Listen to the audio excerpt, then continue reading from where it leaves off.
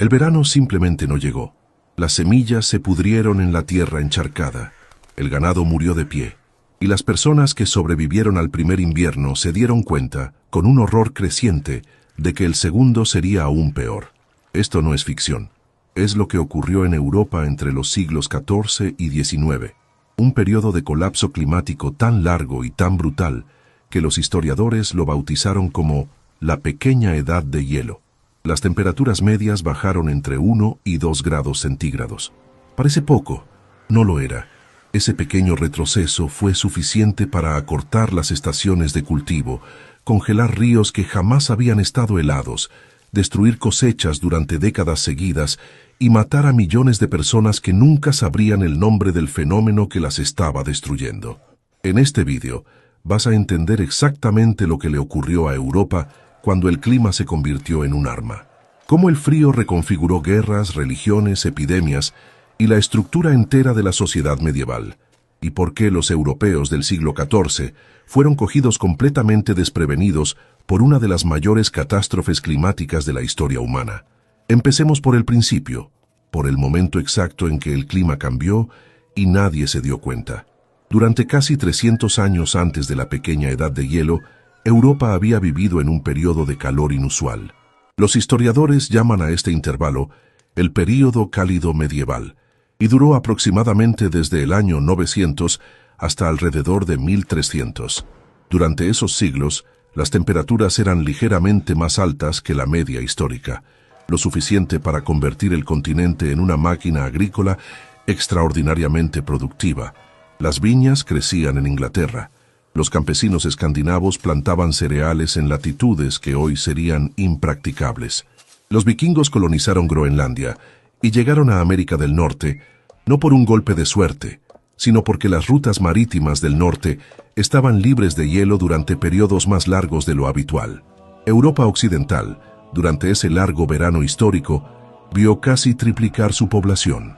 En 1300, el continente tenía aproximadamente 75 millones de habitantes, la cifra más alta que el mundo medieval había registrado jamás. Esa prosperidad climática construyó una trampa. Cuanto más crecía la población, más tierras marginales había que cultivar, laderas empinadas, pantanos drenados, bosques talados, suelos pobres que solo producían bien cuando el clima cooperaba. La Europa medieval había expandido hasta el límite absoluto de su capacidad agrícola. No había reservas, no había margen de error. Y entonces, hacia 1300, el calor empezó a retroceder.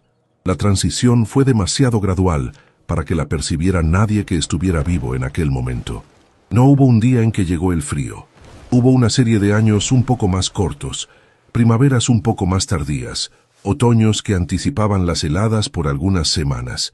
Los campesinos notaban que algo era diferente, pero no tenían el vocabulario ni el conocimiento para darle nombre a lo que estaban observando. Los cronistas medievales registraban inviernos inusualmente rigurosos y veranos tan fríos que parecían otoños, sin entender que esos eventos aislados formaban parte de un patrón mayor.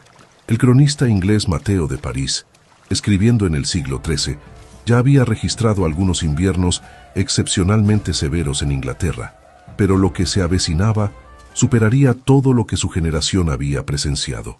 La pequeña edad de hielo acababa de empezar, y sus primeros grandes golpes estaban a pocos años de distancia.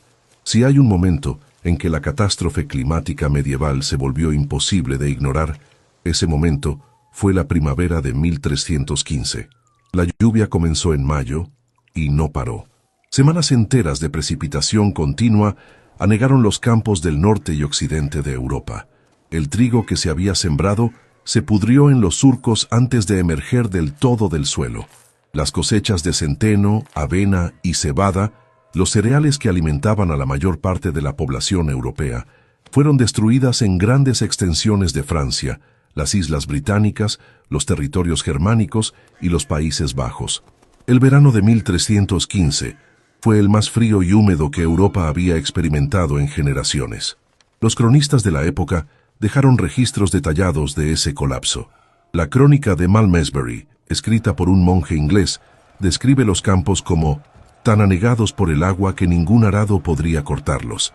La lluvia continuó en otoño. La cosecha fue prácticamente inexistente, y entonces llegó el invierno de 1315 a 1316, uno de los más fríos que se recordaban. El precio del trigo en Inglaterra se cuadruplicó en menos de 12 meses. En algunas regiones de Francia, el precio del pan aumentó 6 veces respecto al año anterior. Los pobres urbanos, que gastaban la mayor parte de sus ingresos en comida, fueron los primeros en sufrir el golpe completo. Pero el hambre rápidamente avanzó hacia arriba en la jerarquía social. Incluso las familias que poseían tierras y reservas empezaron a consumir lo que habían guardado. Lo que vino después fue llamado la Gran Hambruna de 1315 a 1322. 7 años consecutivos de cosechas escasas, precios imposibles y muerte a una escala que la Europa medieval no había experimentado en siglos. Las estimaciones modernas sugieren que entre el 10% y el 15% de la población del norte de Europa murió durante ese periodo. En algunas ciudades y regiones concretas, la tasa de mortalidad fue aún mayor. Los registros parroquiales ingleses del periodo muestran un patrón consistente. El número de enterramientos se disparaba en los meses de invierno y principios de primavera, cuando las reservas de alimentos estaban en su nivel más bajo y el frío era más intenso. La gente moría por una combinación de inanición, hipotermia y enfermedades oportunistas que atacaban a cuerpos debilitados por la desnutrición. La disentería, la neumonía y distintos tipos de fiebres diezmaban comunidades enteras que ya estaban al límite físico. El ganado tampoco se libró. Una epidemia de morriña, una enfermedad que afectaba a bovinos y ovinos, se extendió por Europa entre 1315 y 1321, matando animales en números que los campesinos describían como imposibles de contabilizar. Sin animales de tiro, sembrar se volvió aún más difícil. Sin ganado lechero, los niños pequeños que dependían de la leche murieron en números desproporcionados. El ciclo se cerraba sobre sí mismo. El frío mataba la cosecha, el hambre mataba a las personas y los animales. La falta de animales impedía la resiembra, lo que generaba más hambre. Registros de canibalismo empezaron a aparecer en crónicas de distintas regiones. No son historias aisladas ni leyendas urbanas medievales.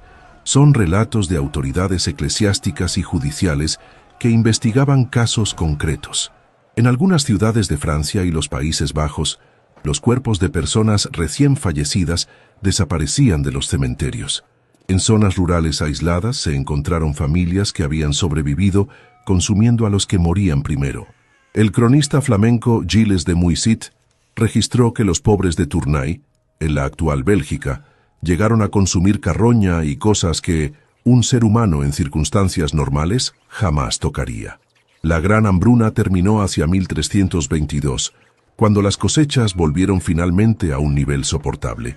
Pero la Europa que emergió de ese periodo no era la misma que había entrado. Decenas de millones de personas estaban físicamente debilitadas. Los stocks de semillas habían sido consumidos. El ganado estaba diezmado y el clima no se había normalizado. Solo había entrado en un intervalo de relativa estabilidad antes del siguiente golpe. Uno de los efectos más inmediatos y menos comentados de la pequeña edad de hielo fue la congelación sistemática de ríos que los europeos consideraban permanentemente navegables. Eso no era solo un inconveniente estético, era un golpe directo a la arteria económica del continente. El río Támesis en Londres se congeló por completo al menos 24 veces entre 1309 y 1814. En algunos de esos inviernos, la capa de hielo era lo bastante gruesa como para soportar el peso de ferias enteras montadas sobre ella, las llamadas Frost Fairs, o ferias del hielo, que se convirtieron en eventos característicos de los inviernos londinenses medievales y modernos. En enero de 1309, el Támesis se congeló tan sólidamente que carretas con bueyes cruzaban de una orilla a otra sobre el hielo. En 1564, se asó un toro entero sobre el río congelado como demostración. Pero la congelación de los ríos no era solo espectáculo, era desastre económico. Los ríos medievales eran las autopistas del periodo. Era por ellos por donde el trigo de las regiones productoras llegaba a las ciudades, el pescado del litoral llegaba al interior, La madera de los bosques llegaba a las ciudades en crecimiento. Cuando un río se congelaba, esa cadena de abastecimiento se paraba, y cuando se paraba en invierno, justo cuando las reservas de alimento estaban más bajas, las consecuencias podían ser letales. El Rin, que atravesaba el corazón de la Europa comercial medieval, se congeló por completo en múltiples ocasiones durante la pequeña Edad de Hielo. El Danubio, que conectaba Europa central con el Mar Negro, quedó parcialmente intransitable durante los inviernos prolongados. El Sena, en París, se congeló repetidamente durante los siglos XIV y XV, aislando temporalmente partes de una ciudad que dependía del río para prácticamente todo lo que consumía. Las ciudades medievales no tenían infraestructura de almacenamiento adecuada para sobrevivir a cortes prolongados en el abastecimiento. Los cereales tenían que llegar de manera continua, porque almacenar comida para meses enteros requería una infraestructura que la mayoría de las ciudades no poseía. Cuando los ríos se congelaban y las carreteras terrestres quedaban intransitables por la nieve, las ciudades dependían enteramente de lo que se hubiera almacenado dentro de sus murallas, y ese stock raramente duraba más de unas pocas semanas. Los registros de los gremios comerciales de las ciudades hanseáticas, la red comercial que dominaba el norte de Europa durante la Edad Media, muestran un patrón consistente de crisis de abastecimiento en los inviernos más severos. Los precios de los cereales dentro de las ciudades se disparaban mientras los stocks fuera de las murallas permanecían inaccesibles bajo la nieve y el hielo. Los mercaderes que conseguían mantener el suministro en esos periodos podían cobrar precios que rozaban la extorsión, y lo hacían sin vacilar. La congelación del mar Báltico, que ocurrió en múltiples inviernos durante la pequeña Edad de Hielo, añadía otra capa de colapso logístico. Las ciudades costeras que dependían del pescado salado del Báltico como proteína asequible para las capas más pobres de la población, se quedaban sin esa fuente alimentaria justo en los meses en que más la necesitaban. La correlación entre los inviernos en que el Báltico se congelaba y los picos de mortalidad en las ciudades del norte de Europa está documentada en registros parroquiales de múltiples países. Aquí está el detalle que cambia por completo la manera de entender la peste negra de 1347. Durante décadas, los historiadores trataron la Gran Hambruna y la peste negra como eventos separados, dos catástrofes medievales que, por azar de cronología, ocurrieron una tras otra. Pero investigaciones más recientes sugieren una conexión mucho más directa entre ambos eventos de lo que se pensaba anteriormente. La Gran Hambruna, de 1315 a 1322, no mató solo a las personas que no la sobrevivieron. Debilitó profundamente los sistemas inmunitarios de las que sí sobrevivieron. Toda una generación de europeos nació y creció en condiciones de desnutrición crónica, cuerpos que nunca recibieron las calorías suficientes, las proteínas suficientes, las grasas suficientes durante los años de desarrollo. Eran cuerpos que llegaban a la vida adulta con las defensas biológicas comprometidas. Cuando Yersinia pestis, la bacteria responsable de la peste negra, llegó a Europa por el puerto de Messina, en Sicilia, en octubre de 1347, encontró una población que ya estaba física y biológicamente fragilizada por décadas de estrés climático y nutricional. Los historiadores John Kelly y William Chester Jordan documentaron la correlación entre las regiones que más sufrieron durante la Gran Hambruna y las que presentaron las mayores tasas de mortalidad durante la peste negra. No es una coincidencia perfecta, pero el patrón es lo bastante consistente como para resultar significativo. La peste negra mató entre un tercio y la mitad de la población europea entre 1347 y 1351. Pero es posible que parte de esa devastación sin precedentes haya sido amplificada por la condición física de una población que el frío y el hambre ya habían debilitado durante décadas. Un cuerpo bien alimentado, con reservas de grasa y un sistema inmunitario funcionando adecuadamente, no es invulnerable a la peste, pero tiene posibilidades marginalmente mejores de resistir formas menos virulentas de la enfermedad o de sobrevivir a las complicaciones secundarias que muchas veces eran las que realmente mataban. La Europa que se enfrentó a la peste negra en 1347 no era la Europa robusta y en expansión de 1250. Era un continente que había atravesado los peores 7 años de hambruna en siglos, seguidos de 2 décadas de recuperación incompleta, seguidas de otra oleada de crisis climáticas menores.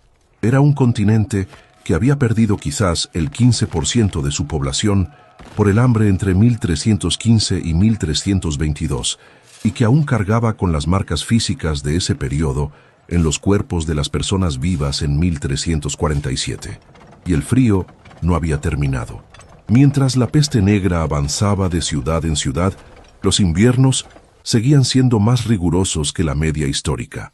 Los supervivientes de la peste tenían que sembrar, cosechar y almacenar en unas condiciones climáticas que aún eran peores que las que habían prevalecido durante el período cálido medieval. El doble golpe, frío y enfermedad, creó un ciclo de colapso demográfico que el continente tardaría más de un siglo en empezar a revertir. Lo que nadie imagina cuando piensa en la pequeña edad de hielo es que el frío no solo mató personas, también decidió guerras, y no de forma indirecta, de forma concreta, táctica y documentada.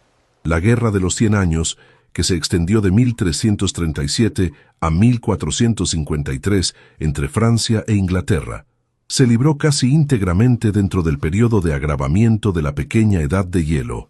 Las campañas militares de ese conflicto estuvieron profundamente moldeadas por el clima, no solo por las estaciones del año, sino por las anomalías climáticas concretas de cada década. Los ejércitos medievales dependían del forraje, de la hierba y el heno que alimentaban a los caballos de batalla y los animales de carga. Cuando los inviernos eran prolongados y las primaveras llegaban tarde, el forraje disponible en el campo era insuficiente para sostener grandes contingentes militares en movimiento. Los ejércitos que intentaban llevar a cabo campañas en años de frío extremo perdían con frecuencia más caballos por el hambre y el agotamiento que por el enemigo. Y sin caballería efectiva, la guerra medieval se volvía radicalmente diferente. El invierno de 1364 a 1365 fue tan severo en partes de Francia que las crónicas militares de la época describen soldados que morían congelados en sus tiendas durante la noche sin que hubiera habido ningún combate. El historiador Philippe Contamine, en sus estudios sobre la guerra medieval francesa, documentó casos en que campañas enteras fueron abandonadas no por derrota militar, sino por colapso logístico causado por el frío. El río Escalda, en los actuales Países Bajos, se congeló en múltiples inviernos durante el siglo XV, creando oportunidades tácticas que ningún general había planeado. En 1408, durante el conflicto entre las facciones borgoñona y orleanesa en Francia, tropas cruzaron el río congelado por puntos donde no se había construido ninguna defensa, porque nadie había previsto que el río quedaría transitable en ese lugar.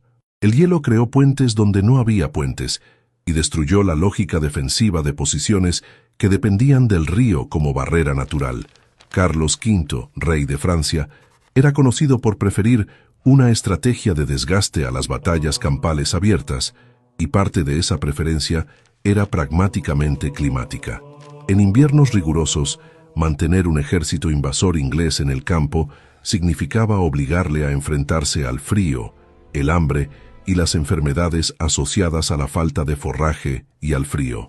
Una estrategia que dependía del tiempo como aliado tenía sentido en un periodo en que el tiempo se estaba volviendo progresivamente más imprevisible y brutal. La batalla de Azincourt en 1415 se cita con frecuencia como ejemplo de superioridad táctica inglesa. Pero el terreno encharcado que paralizó a la caballería francesa pesada aquel día no era solo resultado de las lluvias recientes, era parte de un patrón de otoño e invierno cada vez más húmedo y frío que la pequeña edad de hielo estaba estableciendo en la región. El barro que hundió a los caballeros franceses era, en parte, producto del mismo fenómeno climático que estaba matando campesinos por toda Europa. Cuando algo incomprensible y destructor ocurre, las personas buscan explicaciones. Y la Europa medieval, sin herramientas científicas para entender lo que estaba pasando con su clima, Recurrió a las explicaciones que tenía disponibles. Dios estaba castigando a los pecadores. El diablo actuaba a través de agentes humanos. Algo o alguien estaba causando el frío, la lluvia y la muerte. Y la correlación entre los periodos de agravamiento de la pequeña edad de hielo y los picos de persecución de brujas en Europa es uno de los hallazgos más perturbadores de los estudios climáticos históricos. Emily Oster, economista de la Universidad de Chicago, publicó en 2004 un estudio que correlacionó los juicios de brujas documentados en Europa con las temperaturas medias reconstruidas para cada periodo. La conclusión fue que los picos de persecución coincidían de manera consistente con los periodos de mayor desviación de temperatura, los años en que el frío era más intenso y las cosechas más devastadas. La lógica era brutalmente simple. Cuando la cosecha fallaba sin explicación aparente, la comunidad necesitaba un responsable. Cuando los animales morían, cuando los bebés no sobrevivían al invierno, cuando la lluvia no paraba, alguien lo había causado. Y el sistema de creencias medieval proporcionaba un mecanismo perfecto para identificar a ese alguien: la bruja, el hechicero, el siervo del demonio que había lanzado un maleficio sobre la tierra o invocado tormentas destructoras. Los tratados de demonología medievales, incluido el infame Malleus Maleficarum, publicado en 1487, durante un periodo de clima particularmente inestable, dedicaban secciones enteras a explicar cómo las brujas podían causar granizo, heladas fuera de temporada, tormentas y sequías. Esa creencia no era marginal ni folclórica. Estaba codificada en textos teológicos y jurídicos que servían de base para los procesos inquisitoriales. Las consecuencias eran concretas y letales. En periodos de clima extremo, el número de acusaciones de brujería se disparaba. Las mujeres mayores, las viudas, las personas con posiciones sociales marginales o que habían tenido conflictos con los vecinos eran las más vulnerables a ser señaladas como responsables del mal climático. Los registros de juicios en regiones de Alemania, Suiza y Alsacia muestran picos claros en los años siguientes a inviernos excepcionalmente severos o a cosechas particularmente devastadas. La caza de brujas no era, por tanto, solo una manifestación de superstición medieval. Era también un mecanismo de gestión del trauma colectivo causado por un clima que nadie entendía y que nadie podía controlar.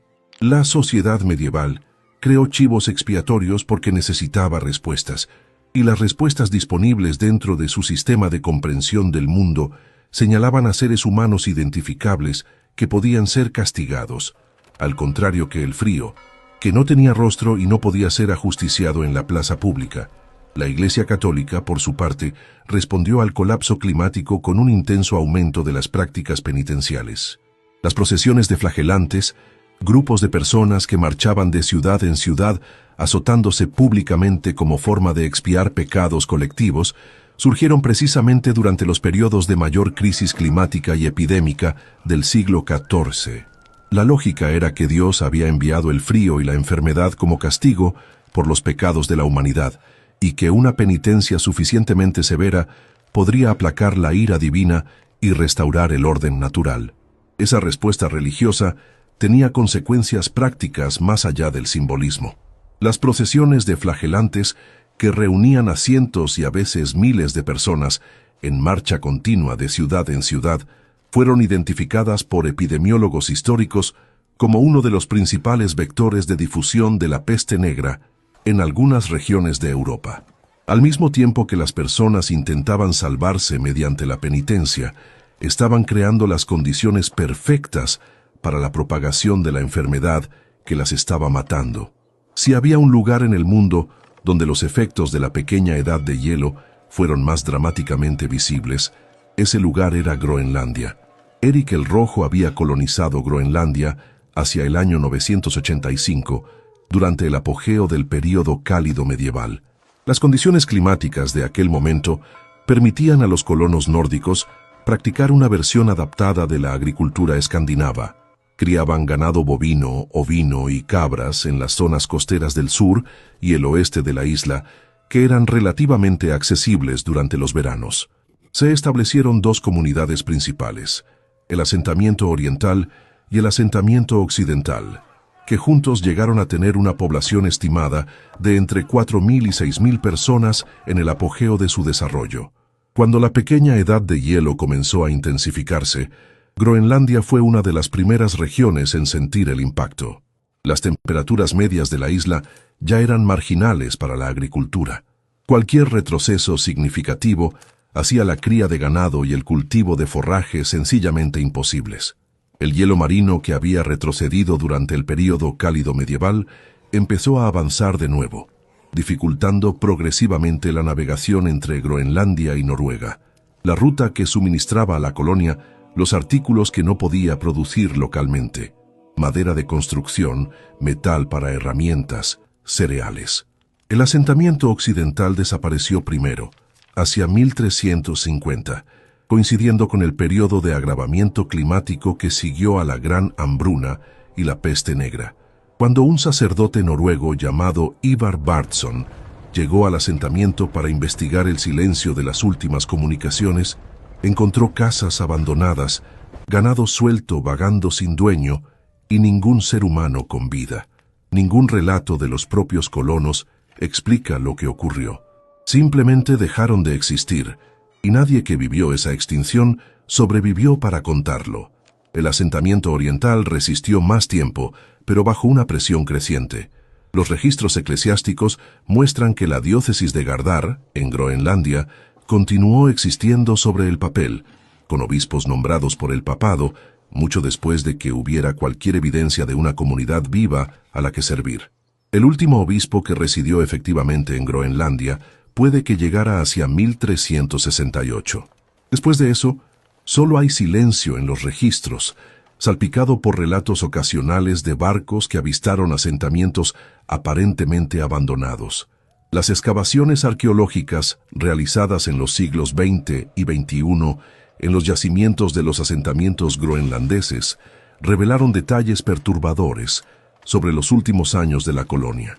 Los esqueletos encontrados en los cementerios de las fases finales son más pequeños y muestran señales claras de desnutrición en comparación con los de las fases iniciales.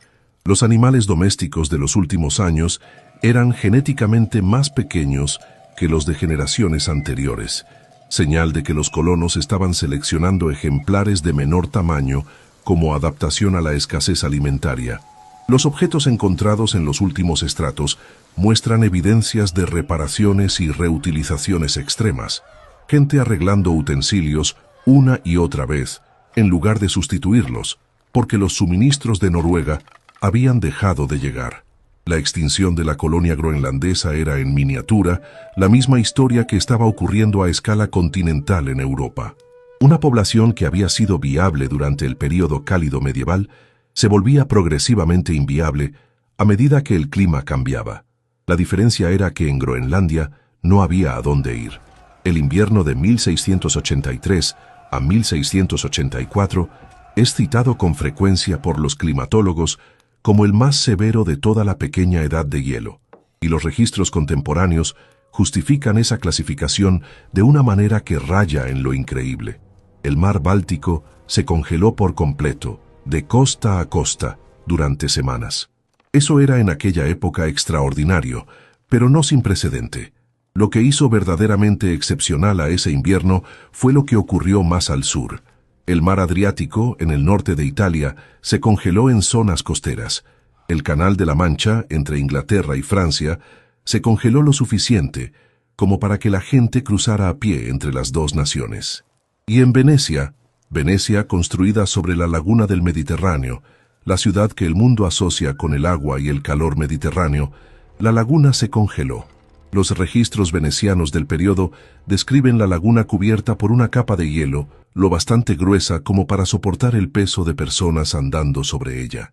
Carruajes y carretas cruzaron partes de la laguna que normalmente se navegaban en barca. El espectáculo era tan extraordinario que pintores y grabadores documentaron la escena, y esas imágenes han sobrevivido como evidencia visual del evento. El impacto humano de ese invierno fue correspondientemente catastrófico. En Inglaterra, los ríos interiores quedaron helados durante semanas, paralizando el transporte de leña y carbón hacia las ciudades. En Londres, el abastecimiento de combustible colapsó justo en el periodo de frío más intenso en décadas. Los pobres de la ciudad, que no tenían reservas de combustible y no podían pagar los precios inflados que generó el desabastecimiento, murieron en números que los registros parroquiales de la época documentan con perturbadora precisión. En Francia, el invierno de 1683-84 fue solo el preludio de un periodo de 10 años que se conoció como el Grand Hiver, el Gran Invierno, que culminó en el invierno de 1709, que los historiadores franceses consideran el más devastador de la historia moderna del país. Ese invierno, el suelo de Francia se congeló a una profundidad de 1 metro en algunas regiones. Viñas que habían sobrevivido durante siglos murieron de raíz. Los olivos del sur de Francia murieron, y los olivos son árboles extremadamente resistentes al frío, cuya muerte requiere temperaturas verdaderamente excepcionales. El gobierno de Luis XIV intentó distribuir pan a las poblaciones más afectadas, pero la logística del invierno hacía la distribución sumamente difícil. Las estimaciones del periodo sugieren que entre 600.000 y 1 millón de personas murieron en Francia durante el invierno de 1709 y los meses que le siguieron, por el frío directo, por el hambre causada por la destrucción de las cosechas almacenadas y del ganado, y por enfermedades que se propagaban en poblaciones debilitadas por el frío y la desnutrición. Pocas conexiones históricas son tan contraintuitivas como esta. La pequeña edad de hielo puede haber contribuido a la Revolución Francesa de 1789. El argumento no es simple ni directo, pero está documentado. La década de 1780 fue climáticamente catastrófica para Francia. Una serie de inviernos severos y veranos demasiado secos o demasiado húmedos destruyó cosechas repetidamente. En 1788, un granizo de proporciones extraordinarias devastó las plantaciones de trigo de la Île-de-France, la región agrícola más productiva del país, en julio, en el momento exacto en que los cereales estaban madurando. El invierno de 1788 a 1789 fue uno de los más fríos del siglo, con el río Sena congelado en París y el transporte de alimentos hacia la ciudad prácticamente paralizado durante semanas. El precio del pan en París en la primavera de 1789 había alcanzado el nivel más alto en generaciones. Los trabajadores urbanos gastaban entre el 80% y el 90% de sus ingresos solo en pan, el alimento básico que constituía la mayor parte de sus calorías diarias. Cuando los precios continuaron subiendo, la tensión en las calles de París y otras ciudades francesas llegó a un punto crítico. El historiador Emmanuel Leroy-Ladurie, que pasó décadas estudiando la historia climática de la Francia medieval y moderna, argumentó que las condiciones climáticas de 1788-89 crearon el contexto material que hizo que la Revolución Francesa no solo fuera posible, sino inevitable en ese momento concreto. Las causas políticas y filosóficas de la Revolución son reales e importantes, pero sin el colapso alimentario causado por el clima, la masa de población urbana que finalmente tomó la Bastilla en julio de 1789 podría haber seguido contenida dentro de su miseria ordinaria. El frío no causó la Revolución Francesa, pero puede haber determinado cuándo ocurrió. Existe una razón por la que los climatólogos e historiadores modernos dedican tanto esfuerzo a comprender la pequeña edad de hielo. No es por nostalgia ni curiosidad académica, es porque el fenómeno sirve como laboratorio histórico para estudiar cómo responden las sociedades humanas a alteraciones climáticas significativas. Y lo que ese laboratorio muestra no es tranquilizador.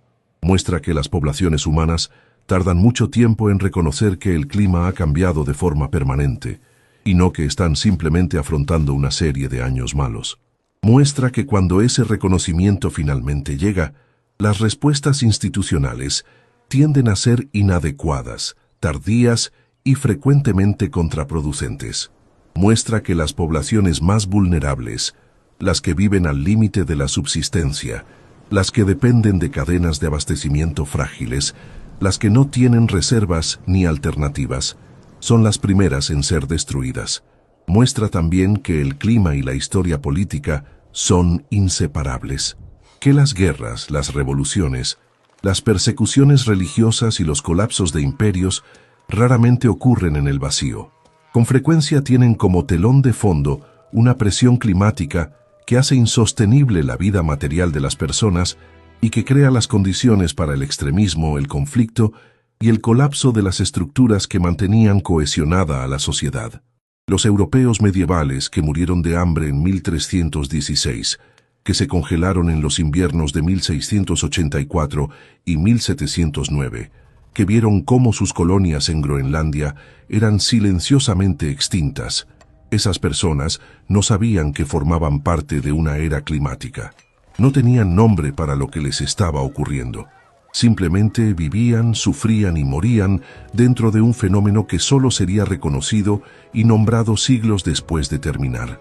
La diferencia entre ellos y nosotros es que hoy tenemos el nombre.